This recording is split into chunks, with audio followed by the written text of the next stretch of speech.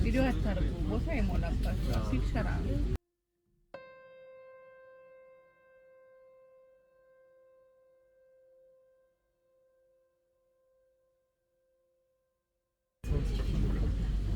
Yeah. Oh, electric scooter. I love electric scooters. The actually, and the Saint Pauli Mosque. Maybe this is the wall. That's a wall, Yeah. That is a wall. Very thick.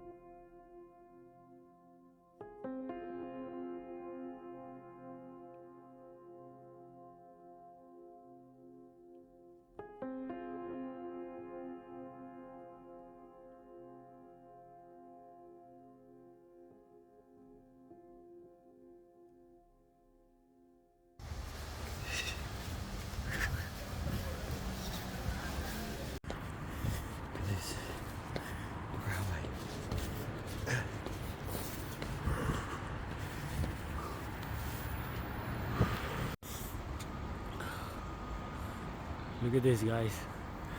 So I'm running right now. And I found this place. Guys, look.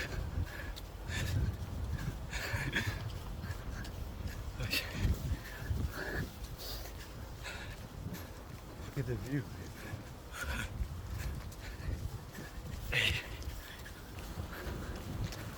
Look at this. Okay, where should I go?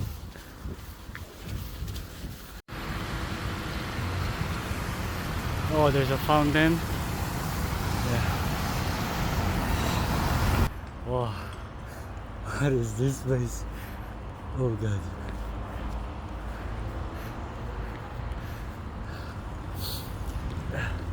Okay.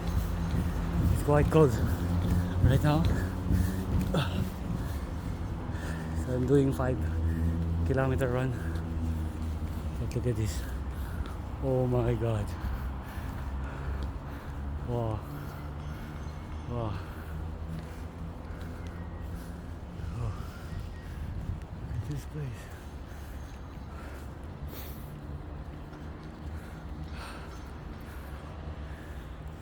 Okay. Let's go to the center. Look at this.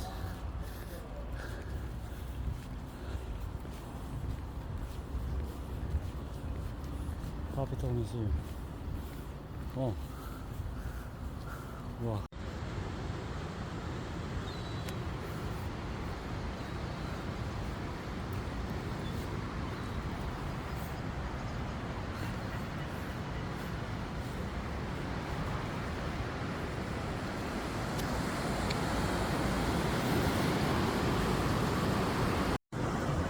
Hello guys, morning. Look at this. Wow. Look at that.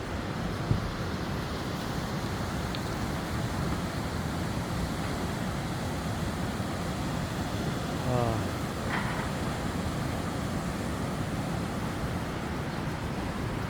Buon Giorno.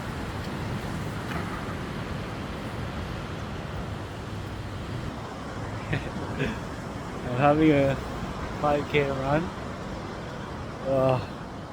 It's a bit cold right now.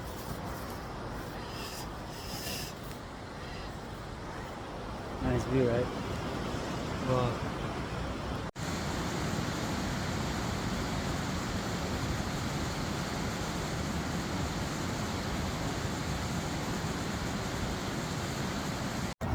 Gago.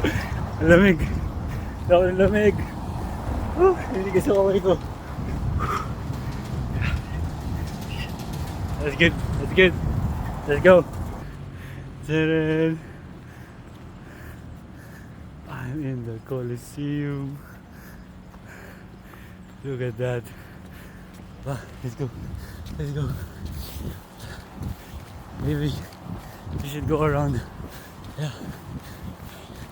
I will go here later. Look at this. Look at this. Oh my god. What a massive thing. Oh. Oh. Oh. Yes. You know.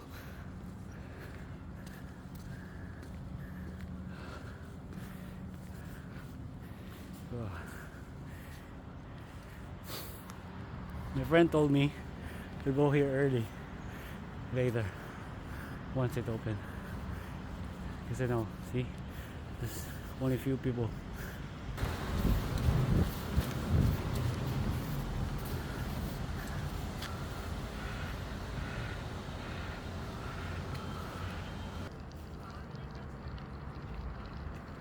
So this is how big the Colosseum is. Look at that.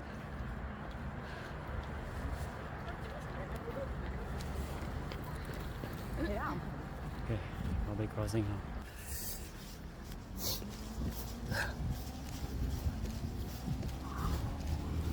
Where to go?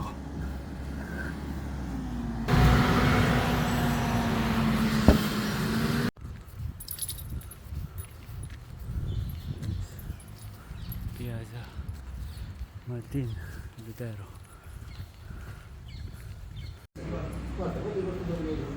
Look at this. Wow. Mister?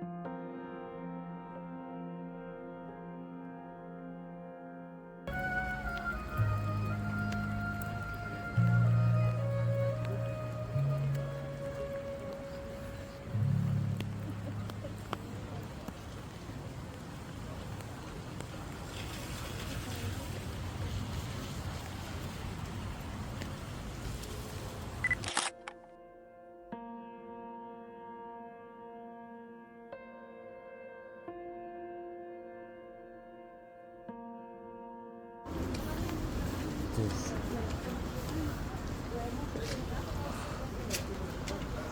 That is so massive, man. It is so massive. Grabe.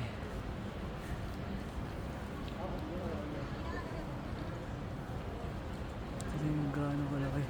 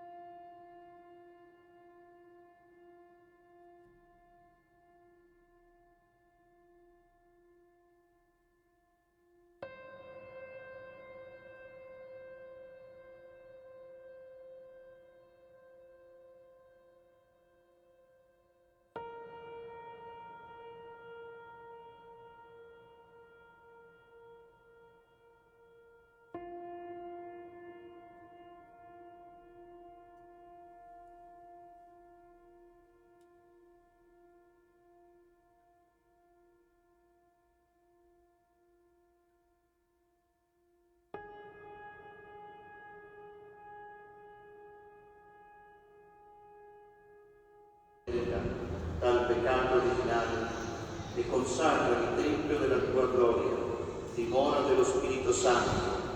Here to Zechariah, the visit of Elizabeth, the birth of Jesus. So, if you remember, who is the actor of the baptism? The Holy Spirit. That is why there on top, you see? Okay. That's the symbol of the Holy Spirit descending upon the baptized. Ayan. So since we are here in St. John Lateran, this one, the frescoes, the murals, represents the conversion story of Constantine, of the Emperor Constantine. So yan, kita mo yung ano niya, how it was. Okay. And then, ang important is there, yung kanyang when he won the battle, with the cross. So he used the sign of the cross because he had the vision, by this sign you would conquer. And he conquered. He conquered his enemies and he became the emperor of Rome.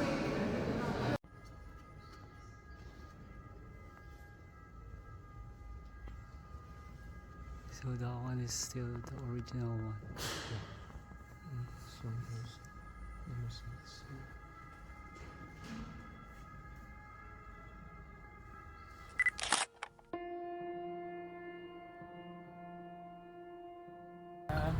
Quattro Basilica papale, diventato la 7 Basilica di Roma. Questa è una delle 7 perché aggiunto con questa 4 San Giovanni, Santa Maria Maggiore, San Paolo Fornile, Vaticano, San Pietro e Santa Croce, San Lorenzo. Sì.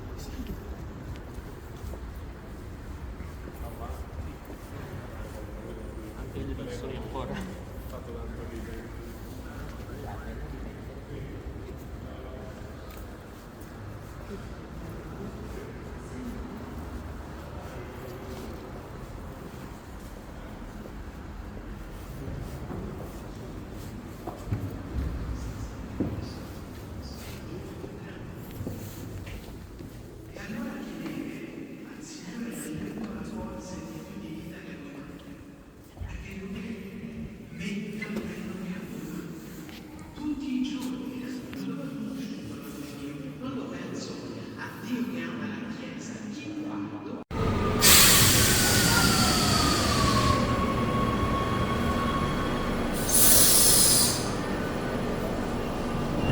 The Basilica is entrusted to the Benedictines. That's why they have here also the Benedictine monastery.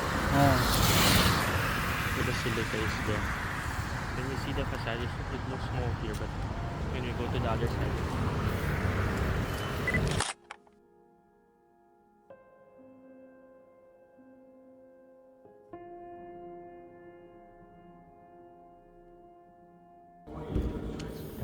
sa entrance. Dapat dun sila pumasok para makita mo kaagad yung yan yung mga popes. Those are all the popes from Peter na nandun sa loob. And all of these are the popes coming. Wow. Nakita mo na yung St. Mary Major. This is oh my god. because your family's name is Paul, so that is Saint Paul, the one with the sword there. This is the altar of the confession. We go down if you want, for the prayer, because below there are the chains and the tomb of Saint Paul.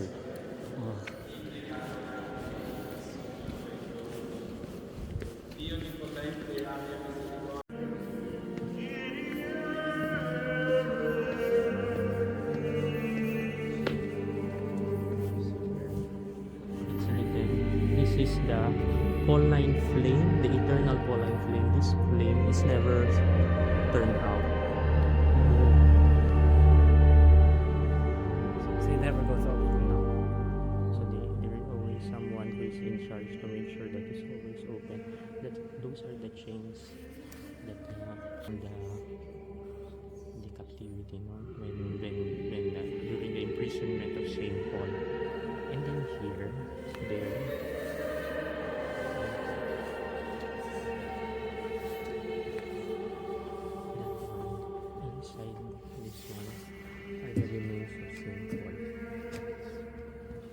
St. Paul. With San Paolo. The whole body. The major relics in kanyang. So this one is the chapel is below the main altar.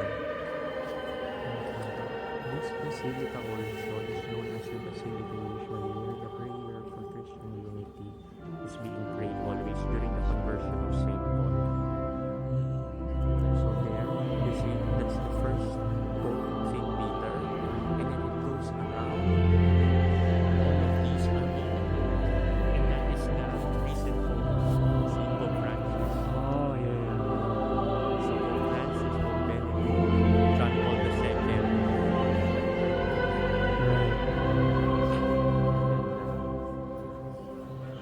And then this one is the life of St. Paul. All those records the life and the mission of St. Paul. All the... Is it fresco? Yeah, the murals, fresco, all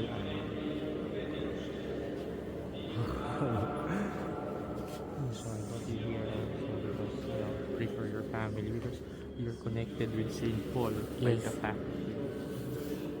Then we can so this one has been restored by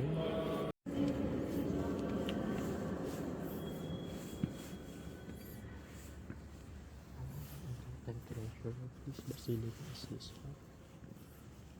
The treasure. This one is the candelabra. This is the candelabra of the Paschal candle. So when there is Easter, on top of this is the candle. The Paschal candle is placed there. It is interesting because this one narrates the history of salvation. This is Jesus when he was caught.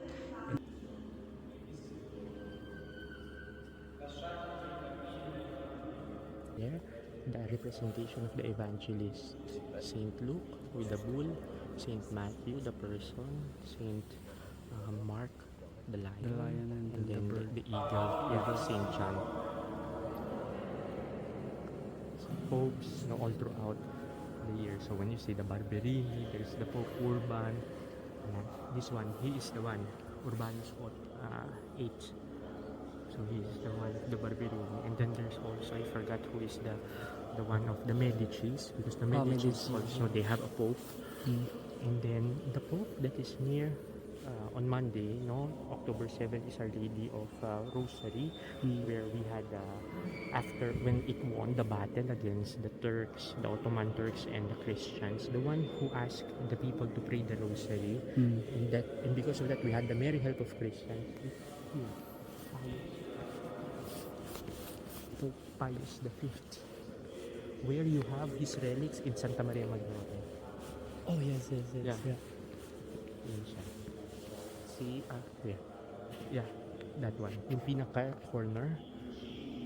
Yeah, that one. Pius V, Saint Pius V. Oh, this one.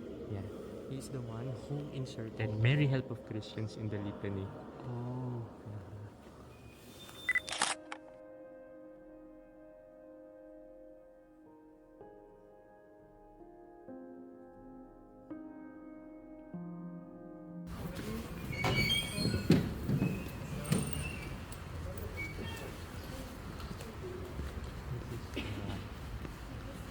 But the Jubilee door, because all the four basilicas have the Jubilee door, nakasulat doon, Porta Santa. It is only open during the Jubilee year, so it would be open next year. This is the last time that it is open is during the last Jubilee year of Mercy Extraordinary, Pope Francis 2016. But usually it is open only every 25 years. And if you want to participate in the Jubilee indulgence, you have to pass through this door. So that is the Porta Santa, and this is it. That's the holy door. And then the last one, that is why it's placed there, nakasulat kung sino yung huling nagbukas. So the last Jubilee was in the year, the extraordinary Jubilee year of Mercy, from 2015 to 2016. Nakita mo yung numeral number? Yeah. So that one. So and this represents that history of salvation, when the resurrection of Christ, the descent of the Holy Spirit, the crucifixion, and then because this is the Basilica of Saint Paul, you have there the preaching of Saint Paul and the martyrdom. And Saint Paul was so a good companion of Saint Paul is Saint Luke. That is why here you have the statue of Saint Paul and the statue of Saint Luke. Okay.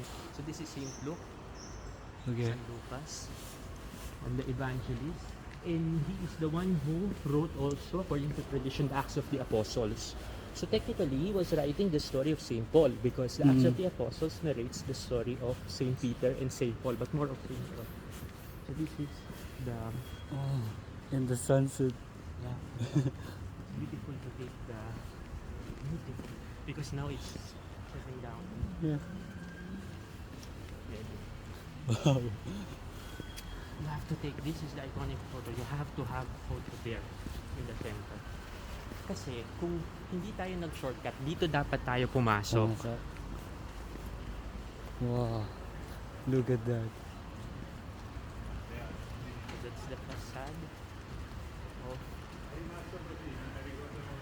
the Basilica of Saint Paul. This is the facade of Basilica of Saint Paul.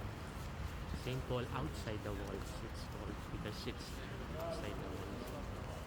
So he's holding the book because representing the gospel, representing his letters, no?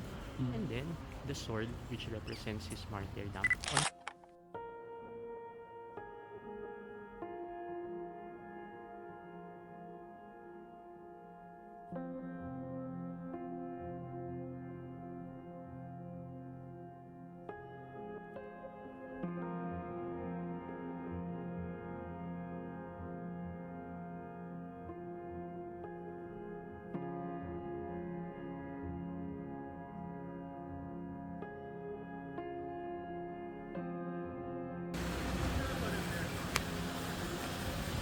So I'm in the square.